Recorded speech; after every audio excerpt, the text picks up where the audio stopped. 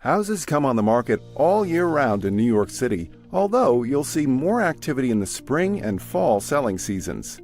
The luxury segment of the market slows down significantly during the late summer and winter months in New York City, and the seasonality of the real estate market can be severely affected by hiccups in broader markets. When do most houses go on the market? Most houses come on the market in early to mid-spring in New York City, generally from March to April. You'll still see plenty of new listings in May, although activity usually begins decreasing in that month. You'll typically see a more pronounced drop in activity on and after Memorial Day in late May because many New Yorkers will have summer houses in the Hamptons or just be out of town on the weekends. This effect is especially pronounced for luxury listings. The Memorial Day effect is less pronounced for more modestly priced properties, such as those costing less than $1 million or even $2 million. For this more affordable segment of the market, the pace of new listings and buyer activity remains relatively constant post-Memorial Day through June and parts of July.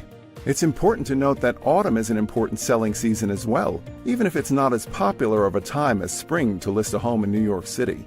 Activity usually picks back up post-Labor Day in early September and hums along at a steady pace until Thanksgiving in late November. When is the slowest time in the New York City real estate market?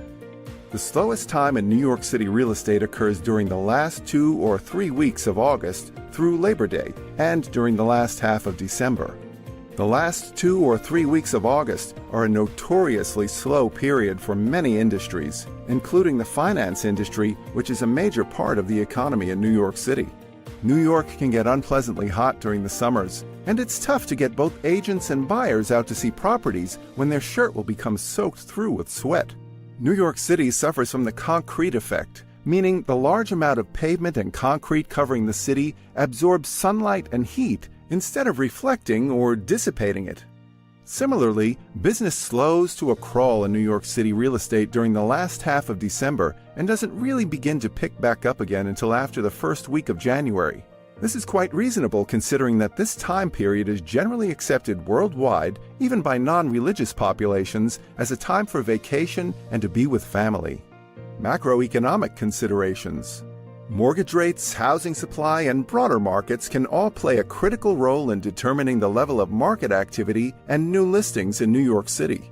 Any of these factors can slow a normally busy spring selling market to a crawl, or turn a slow summer market red hot.